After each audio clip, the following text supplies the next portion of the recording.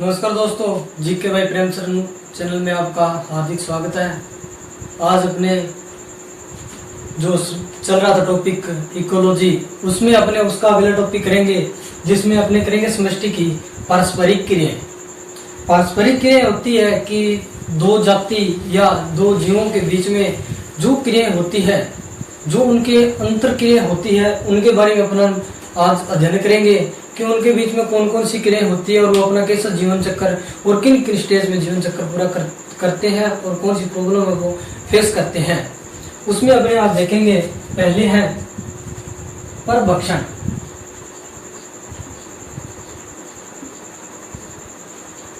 परभक्षण क्या होता है कि ये कोई जीव होता है तो वो अपना जीवन यापन करने के लिए दूसरे जीव को खाता है और दूसरे जीव को खाकर वो अपना जीवन यापन करता है। अपने ऐसे सोचते हैं कि जीवन यापन करने के लिए वो अपने दूसरे जीव को खाता है, तो अपने एक सीधा उदाहरण समझ में आता है या सामने आता है। भी एक शेर है, वो हिरण को या बकरी को खाकर जीवन यापन करता है, वो भी एक परभक्षण है। और शेर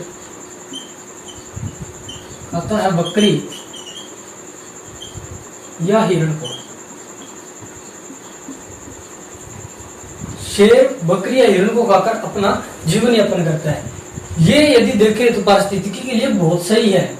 अपने लिए ये देखा जाता है कि जीव को खाकर ये सब कुछ करना गलत है, लेकिन यहाँ पे सब कुछ पारिस्थितिकी को मेंटेन करने के लिए जरूरी है।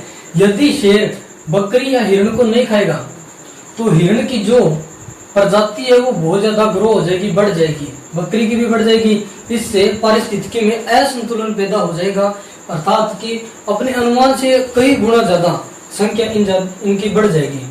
इसके मेंटेन के लिए इनका खत्म होना जरूरी है।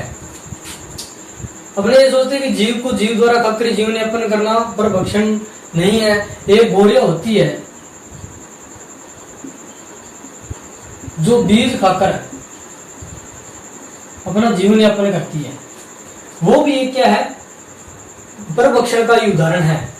ये हालांकि आता शाकाहारी परभक्षण में है, लेकिन ये एक परभक्षण के अंदर आता है। और जो अपने क्वेश्चन पेपर में देखते हैं कि जो सबसे अलग होता है, जो टॉपिक से रिलेटेड लगता ही नहीं है, वो क्वेश्चन सबसे ज्यादा उठाए जाते हैं। तो ये अपने उदाहरण है गोरिया के द्वारा बीज को खाया जाना। गोरिया एक जीव है जो वृक्ष के ऊपर रहता है, वो बीज खाकर अपना जीवन यापन करता है, तो वो भी एक परभक्षण है और ये सबसे वेरी इंपॉर्टेंट है। और तीसरा उदाहरण देखे, पहला हो गया शेर का, दूसरा हो गया गोरिया का, और तीसरा उदाहरण इसके रूप में देखें। सन 1920 में अफ्रीका से ऑस्ट्रेलिया में नागफनी को लाया गया, जो किसी कारणवश या गलती के कारण ऑस्ट्रेलिया में पहुंच गई और वहां पे हजारों हेक्टेयर भूमि में नागफनी फैल गई, जिसके कारण क्या हुआ, भूमि है वो बंजर होने की कगार पर या वो अनप्रोडक्टिव या अनुत्पादक होने में कगार पे आ गई, जिसके कारण इनको खत्म करना एक चुनौती बन गया था। इसके बाद अफ्रीका से एक शलभ लाया गया। शलभ एक कीट होता है जो नागफनी को खाता है। ऑस्ट्रेलिया में इस कीट को लाया गया और नागफनी को इसने खाकर खत्म कर दिया। इसके बाद इन नागफनी को खाया जाना शलभ के द्वारा, यह भी एक परभक्षण का उदाहरण है। अर्थात यह एक शाकाहारी उदाहरण है जो कृषि में जैविक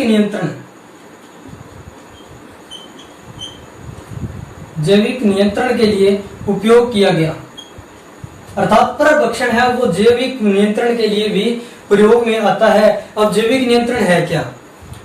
जैविक नियंत्रण होता है, एक तो होता है जैविक, एक होता है भौतिक और एक होता है रासायनिक। रासायनिक में क्या होता है कि हम केमिकल के द्वारा कोई खरपतवार या कीट को नष्ट करते हैं, वो एक केमिकल या रासायनिक हो गया।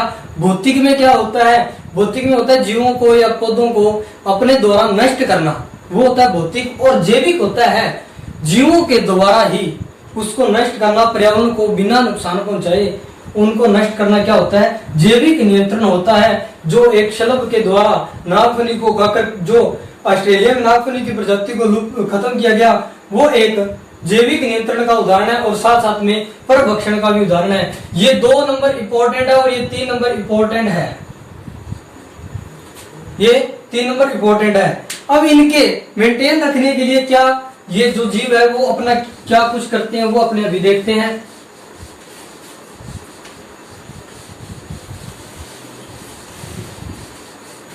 यदि किसी प्रजाति का अति दोहन हो रहा है,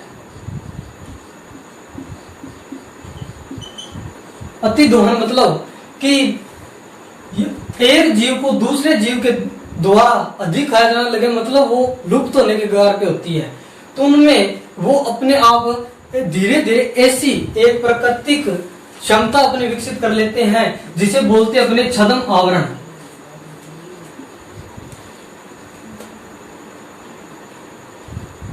छद्म आवरण यह क्या होता है कि यदि कोई कीट हरे रंग के वृक्ष पर रहता है तो अपना वो कलर हरे रंग का कर लेगा, उसके अंदर ऐसी क्षमता होती है। और यदि वो कोई जैसी वस्तु पर जैसे कलर पे वो जाएगा वैसे अपने जो कलर है वो चेंज करता रहेगा, जिसको कहते हैं अपने छद्म आवरण। जो किसी शिकारी के जो शिकारी जीव होता है, शिकारी जीव होता है उसको आसानी से इसके कारण दिखाई नहीं देता, जिसके कारण इन जाति में ग्रो होने लगती है और अपनी जाति को वो मेंटेन करते हुए प्रकृति में बनाए रखते हैं। इसे होते हैं छद्मावरण। और कुछ ऐसे भी होते हैं जब पौधे होते हैं जिनको कीट के द्वारा खाया जाता है, वो अपने अंदर विशेली क्षमता विकसित कर लेते हैं जिससे कीट उनको खाए ना। जैसे अपने देखें तो अफीम का पौधा है तो उसके अंदर क्या होता है, या निकोटीन है, यह तंबाकू का पौधा होता है जिसमें निकोटीन होता है। तो इनके कारण ये क्षमता होने के कारण इनको कीट जल्दी से या कोई भी कीट इनको खाता नहीं है, जिसके कारण ये अपनी प्रकृति में बने रहते हैं और इन फसलों को कोई नुकसान नहीं होता। ऐसे अपने जाति बनाए रखने के लिए और परभक्षण को बनाए रखते हुए ये अपने अंदर एक तो छद्मावरण और विषैली क्षमता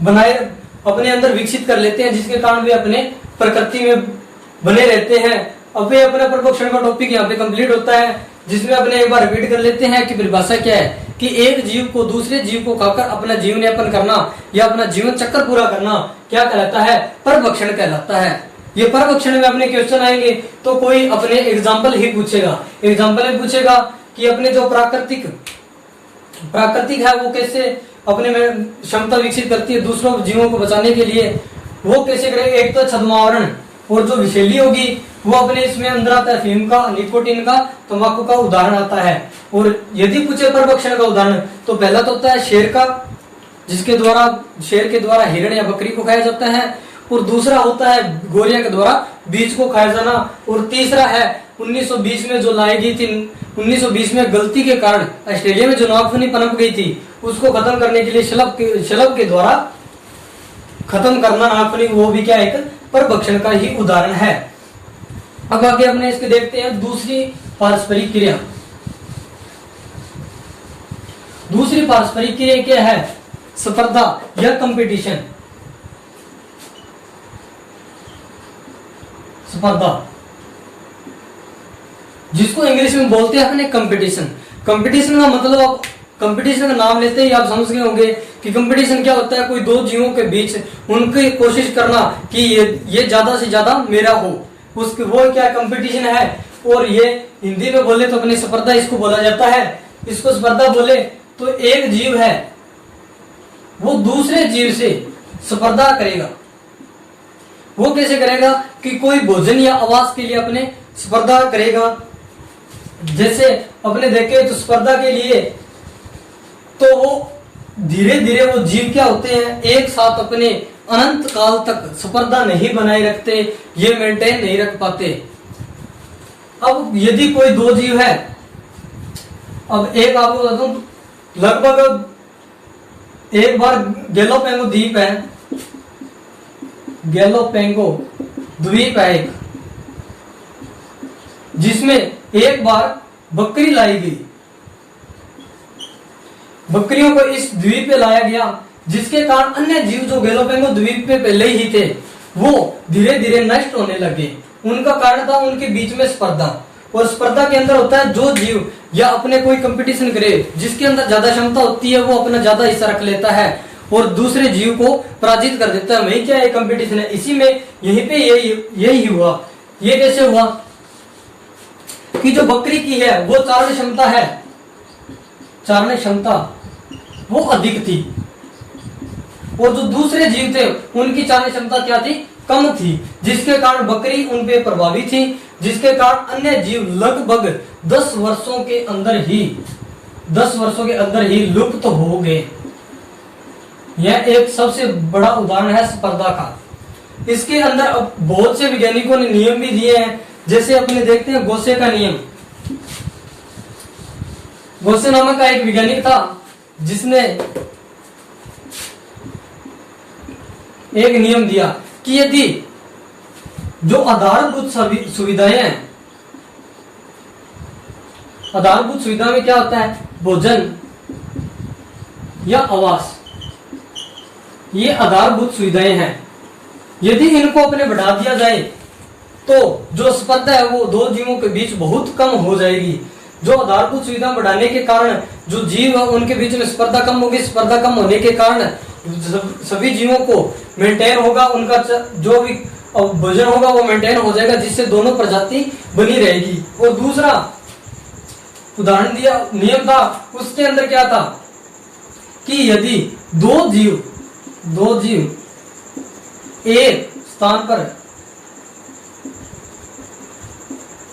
पर न जाकर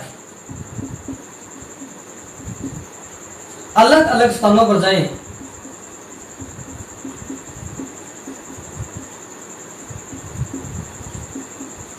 अलग अलग स्थानों पर और अलग अलग समय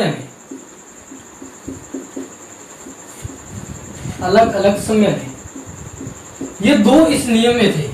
जो दूसरा नियम था उसमें दो ये टॉपिक थे कि इसके अंदर क्या थे, अलग अलग स्थानों पे यदि दो जीव अलग अलग स्थानों पे जाए और अलग अलग समय में जाए तो यह स्पर्धा कम हो सकती है और जीवों के अंदर जो है वो मेंटेन होता रहेगा, और जो अपने पारिस्थितिकी है उसमें कोई असंतुलन नहीं पैदा होगा, जिसके कारण कोई भी जाति विलुप्त नहीं होती। यही एक क्या है, स्पर्धा को कम करने के लिए अलग अलग वैज्ञानिकों ने सिद्धांत दिया और प्रयोगशालाओं में इन पे एक्सपेरिमेंट भी हुए, जिनके अंदर इन दो बातों को सफल माना गया। तो यदि अपने क्वेश्चन आता है कि स्पर्धा को कम करने के लिए, तो एक होता है आधारभूत सुविधाओं को बढ़ा दो, और ये दूसरा ऑप्शन आता है तो अलग अलग स्थानों पर दो जीव जाए या अलग अलग समय पर जाए तो वो अपना जो भोजन है वो भी अपना बना सकेंगे और उनके बीच में स्पर्धा भी कम होगी, और जो जाति है या जो जीव है वो विलुप्त भी कम होंगे। तो ये था अपना स्पर्धा का टॉपिक। आगे आता है परजीविता। इसकी तीसरी पारस्परिक है परजीविता।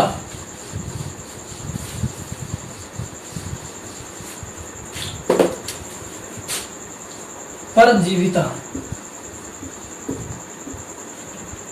3 नंबर परजीविता है।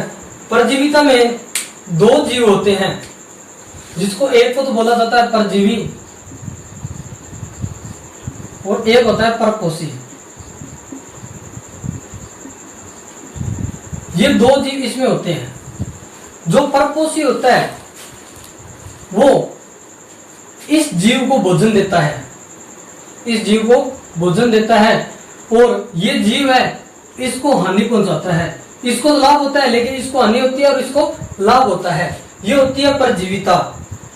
अब परजीविता अपने उदाहरण देखें तो पहला उदाहरण अपने देखें तो अपने जो मानव के बालों में पाई जाती है जूं, मानव के बालों में पाई जाने वाली जूं बोलते हैं, जो एक परजीविता के उदाहरण है, जो हमें तो कोई लाभ नहीं देती, हानि पहुंचाती है, लेकिन उसको लाभ होता है। अर्थात एक जीव द्वारा दूसरे जीव के ऊपर जीवन यापन करना क्या कहलाता है, परजीविता कहलाते हैं। इसको इंग्लिश में बोलते हैं पैरासाइट।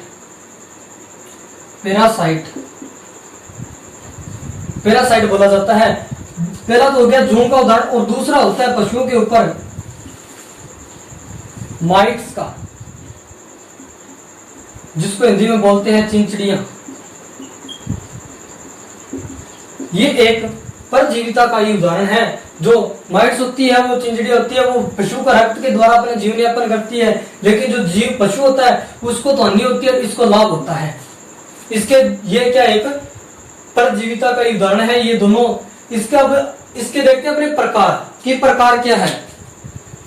यह दो प्रकार की होती है, परजीविता है वो दो प्रकार की होती है।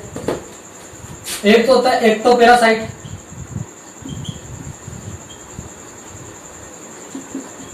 और दूसरी होती है एंडोपैरासाइट।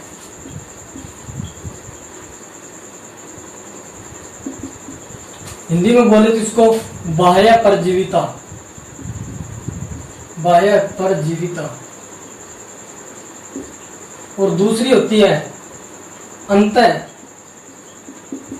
परजीविता। तो वो तो अपने दो एग्जांपल किए, तो वो तो होगी कॉमन परजीविता के। अब इनके अपने दोनों के अलग अलग एग्जांपल करते हैं। वो कैसे कि जो अंतर बाह्य परजीविता होती है उसके अंदर क्या होता है, जीव शरीर के ऊपर बाहर रहकर अपना जीवन यापन करता है, और जो अंतर में होता है वो जीव शरीर के अंदर अपना जीवन यापन करता है। इसका पहले एग्जांपल देखें बाह्य परजीविता का, तो इसमें तो एक तो आ जाएगा जूम का, दूसरा आ जाता है माइट्स का, जिसे हिंदी में चिंचिड़ियां बोलते हैं। ये दो होते हैं एक्टोपैरासाइट या बाह्य परजीविता का उदाहरण, जो शरीर के बाहर रहकर अपना जीवन यापन करती है। दूसरा आता है एंडोपैरासाइट। इसका उदाहरण क्या होगा, इसका उदाहरण होगा मानव के अंदर लीवर में लीवर फ्लूक सूक्ष्म जीव होता है, जो मानव लीवर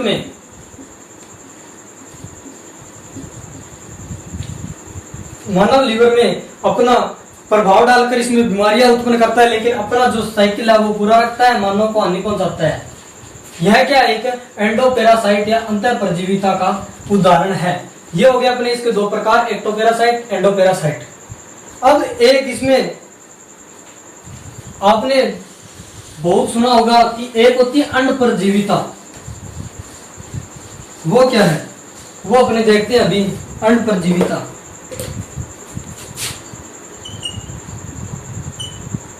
अंड परजीविता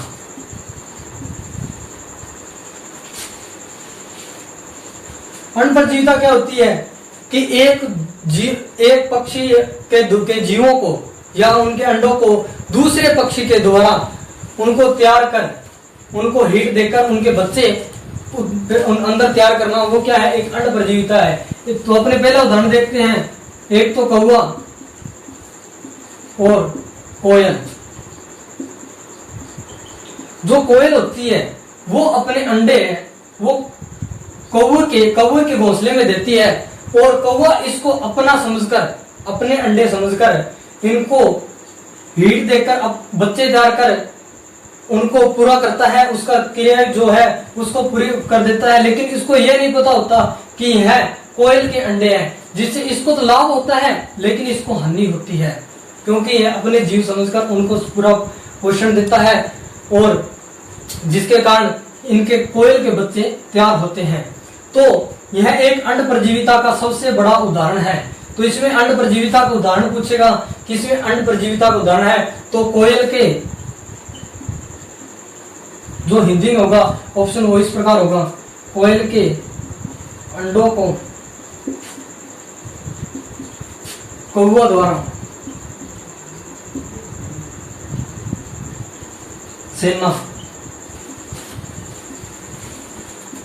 सेनने की क्रिया,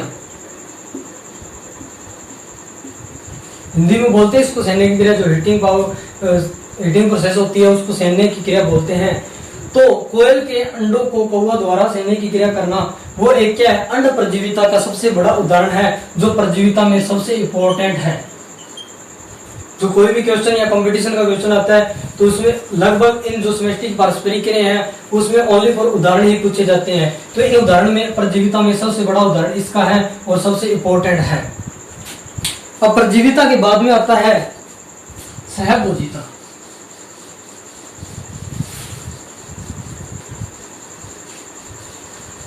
3 क्रिया होगी। इसके बाद 4 नंबर आती है सहभोजिता।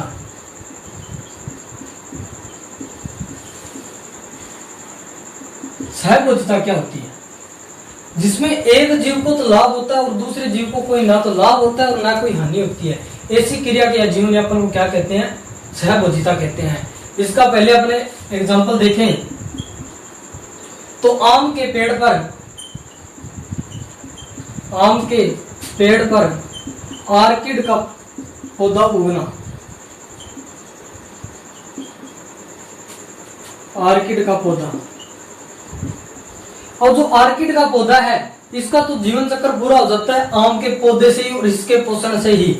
जो एक क्या है, आम के पेड़ से इसका तो पोषण हो जाता है जिससे इसको तो लाभ होता है, लेकिन इसको ना तो कोई लाभ होता है और ना कोई हानि होती है। दोनों ही न्यूट्रल बेस में होता है यह आम का पेड़, तो इसको ना कोई हानि होती है और ना कोई लाभ होता है। ये क्या है? एक इसका उदाहरण है। दूसरा देखें, यदि आप ग्रामीण एरिया से बिलोंग करते हो तो आपने पशुओं को के चारागाह में देखा होगा, पशुओं के चारागाह में देखा होगा बगुले रहते हैं। उसमें उनको क्या फायदा होता है?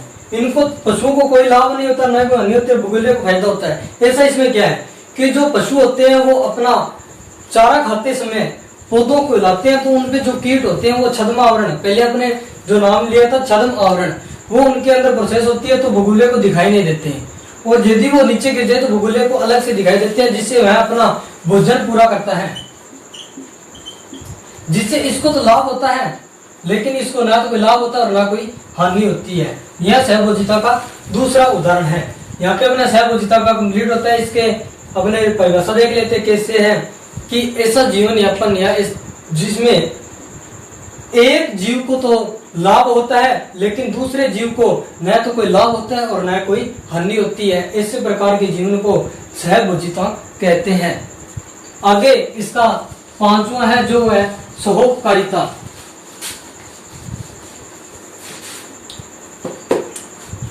पांच नंबर है वो है सहोपकारिता।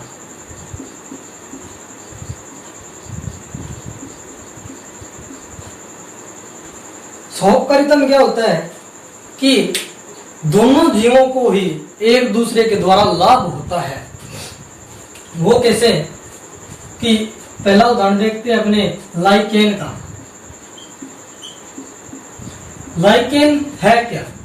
लाइकेन होता है शैवाल और कवक का संबंध होता है। इन दोनों संबंध को बोलते हैं लाइकेन।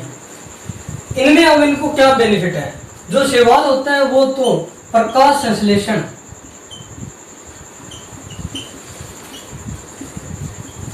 प्रकाश संश्लेषण की क्रिया कर कार्बोहाइड्रेट बनाता है और कवक है वो जमीन से खनिज पदार्थ लेता है, खनिज लेता है। कवक है वो शैवाल को खनिज दे देता है और जो शैवाल है वो प्रकाश संश्लेषण की क्रिया द्वारा कार्बोहाइड्रेट बनाकर कवक को दे देता है। जो इसके द्वारा कवक के द्वारा शैवाल को लाभ होता है और शैवाल के द्वारा कवक को लाभ होता है। इन दोनों क्रियाओं में दोनों को ही लाभ होता है जिसको बोलते हैं सहोपकारिता। यह सबसे दी बेस्ट उदाहरण है सहोपकारिता का। दूसरा उदाहरण है माइकोराइजा।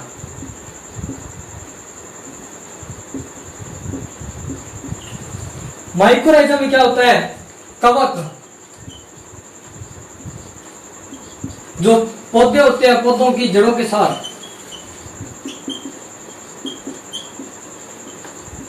संबंध होता है। इन दोनों के कॉम्बिनेशन को बोलते हैं माइकोराइजा।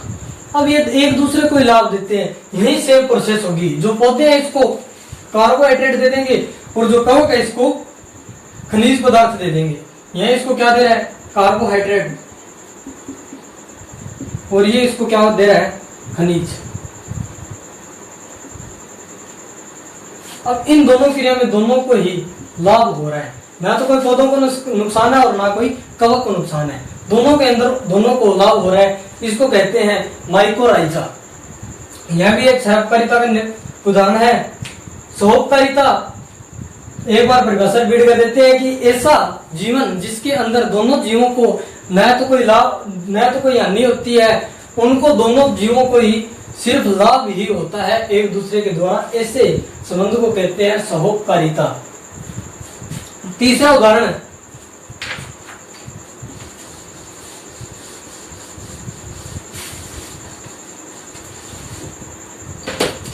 देखे तो अपने पशु और बगुले का। वही सेम, जो बगुले होते हैं वो इनकी पशुओं की क्या खाते हैं, चिंचड़ियां खाते हैं, जिससे इनको भोजन मिल जाता है और इनको चिंचड़ियों से छुटकारा मिल जाता है। तो दोनों ही क्रिया में दोनों को ही लाभ होता है, इनको चिंचड़ियों से छुटकारा मिल जाता है, इनको भोजन मिल जाता है, जिसके कारण दोनों क्रियाओं में दोनों ही जीवों को लाभ होता है। ऐसे संबंध को सहोपकारिता कहते हैं। इसके अंदर अपने 3 उदाहरण हो गए। आज के लिए इतना ही। आप अपने सभी दोस्तों को शेयर करिए ताकि वो भारत देश में चल रही कोरोना महामारी के कारण ऑफलाइन क्लासें नहीं ले पा रहे, जिससे वो ऑनलाइन क्लासों से अपनी जो अध्ययन है वो जारी रख सके और उनके कोई अध्ययन में बाधा न पहुंचे। तो अपने दोस्तों को शेयर कीजिए, लाइक कीजिए, और यदि आपको हमारा पढ़ाना पसंद है या अच्छा है, जो आपको समझ आ रहा है या ये आपके लिए बेनिफिट है, तो चैनल को सब्सक्राइब कीजिए ताकि आपको अगले जो वीडियो है हमारे द्वारा बनाए गए वो आप तक पहुंचते रहे। धन्यवाद।